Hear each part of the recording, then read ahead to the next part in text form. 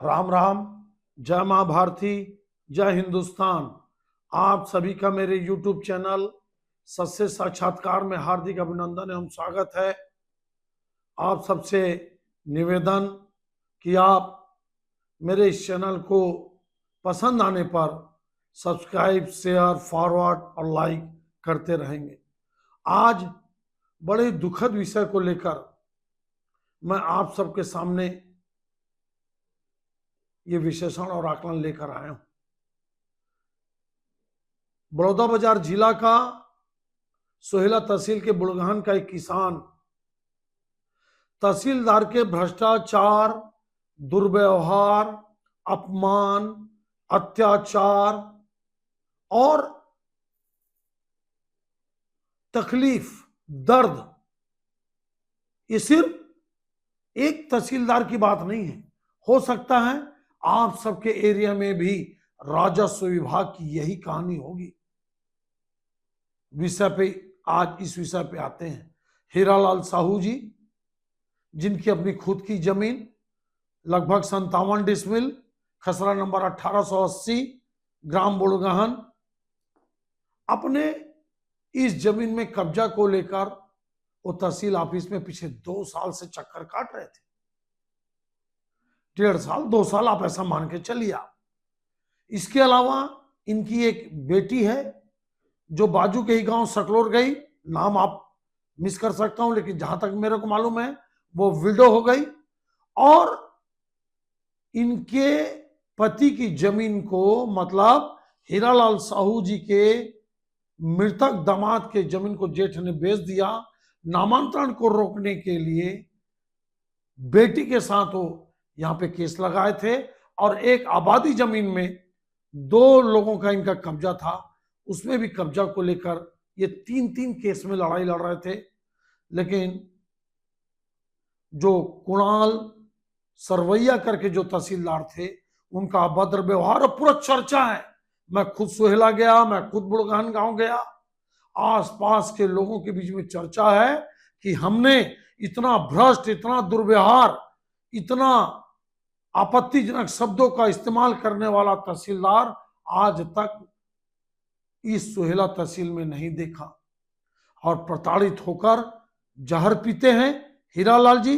और आज भी जब आपसे मैं बात कर रहा हूं, आज 18 तारीख है, आज भी वो अपने मौत और जिंदगी से लड़ रहे हैं और अपने बेटे को भी जहर पिलाए, लेकिन बेटा वहीं पे थूक दिया, जहर का असर कम हुआ।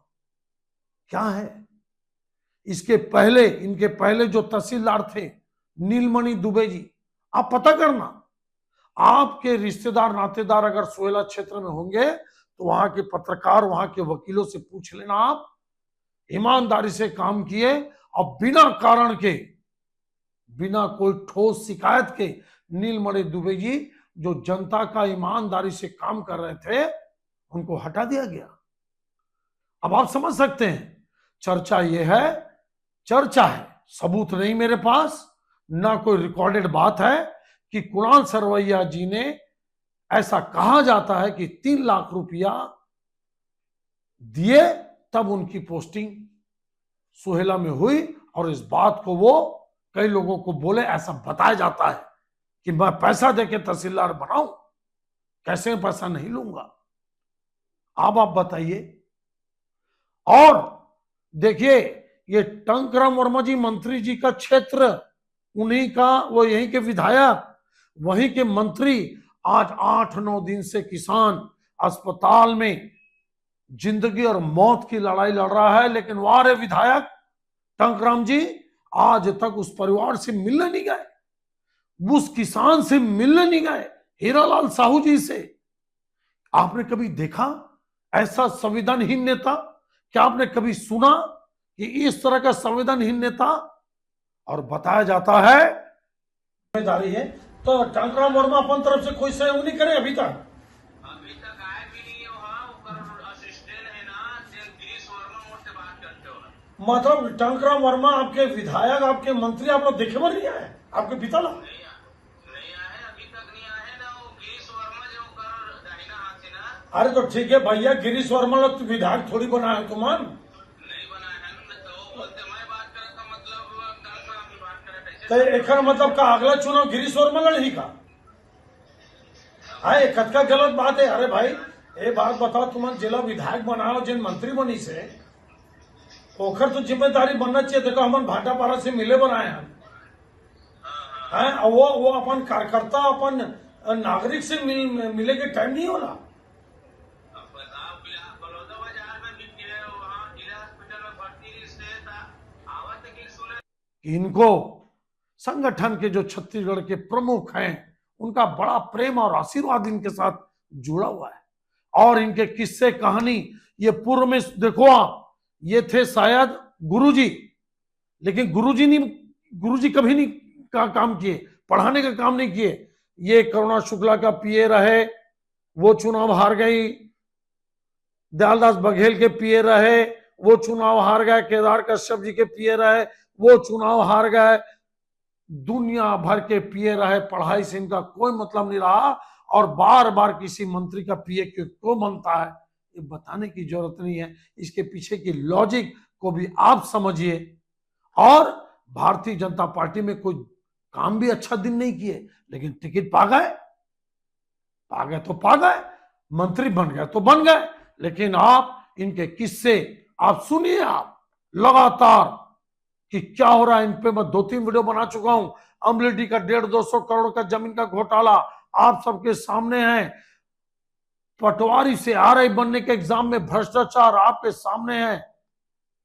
उसके बाद भी भारतीय जनता पार्टी के कर्णधारकों को कोई जू नहीं रहती।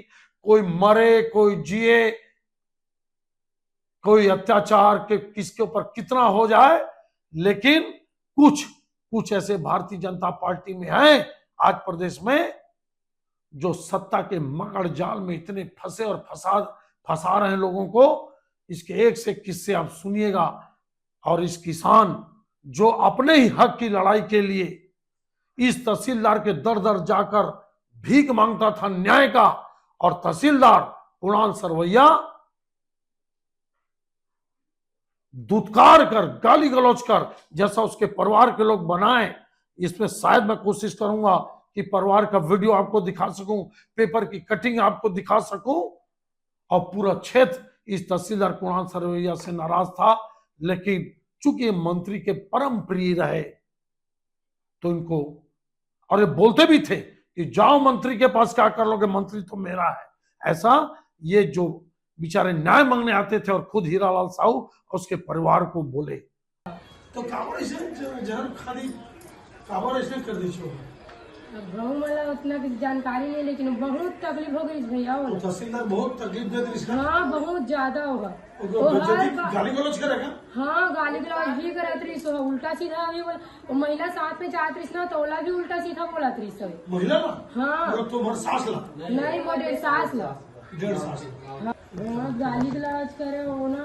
हर बार जे भी बार जाए ना, वो बार ना पापा ला और हमारे यहाँ हस्बैंड जी ला और दीदी ला उमन भगा देते रही सब। हर बार जे बार जाए वो बार पठान गाली बकाएगा। हाँ गाली गलौज भी करे। तुम लोग जो जैसे करना चाहते हो ऐसे कर लो, ऊपर जाना चाहते हो तो ऊपर जाओ। अब आप बताइए कि अब कहाँ न्याय मांगेगा, न्याय इंसान को कहाँ मिलेगा। बेचारा इतना प्रताड़ित, इतना अपमानित, इतना दुखी हो गया जब अपने जीवन को समाप्त करने के लिए ठान लिया। इतना मेहनत कश ये किसान है कि हाट बाजार में जाकर कभी बड़ा भजिया बनाता है, कभी ये करता है। इतना मेहनती आज वो किसान मौत और जिंदगी के बीच में लड़ रहा है रायपुर के अस्पताल में। मैं प्रभु राम से प्रार्थना करूंगा कि प्रभु राम जी उसके स्वास्थ्य की आप रक्षा करना, उसको स्वस्थ करना। और एक बात बताऊं, हम सबके प्रयास से कल तहसीलदार का निलंबन हुआ, लेकिन निलंबन पर्याप्त नहीं है। प्रताड़ना के लिए, दुर्व्यवहार के लिए और भ्रष्टाचार के 3-4 केस एफआईआर होना चाहिए, और उसके बाद अदालत दूध का दूध पानी करे।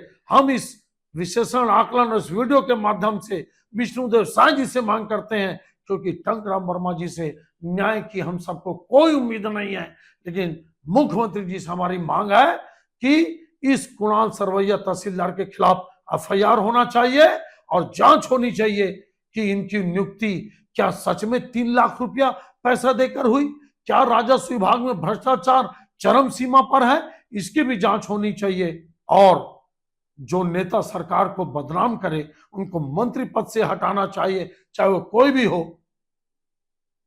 मुख्यमंत्री जी, आपके पास बहुत सारी एजेंसियां हैं, आप निष्पक्ष जांच करवा लीजिए, यही निवेदन है। लेकिन हम आपको बता दें, हम लोग किसानों की लड़ाई लड़ेंगे, गरीब गुरुआ की लड़ाई लड़ेंगे और एफआईआर के लिए भी संघर्ष करेंगे। किसान का परिवार हमारा साथ देना चाहिए, बस शर्त यही है।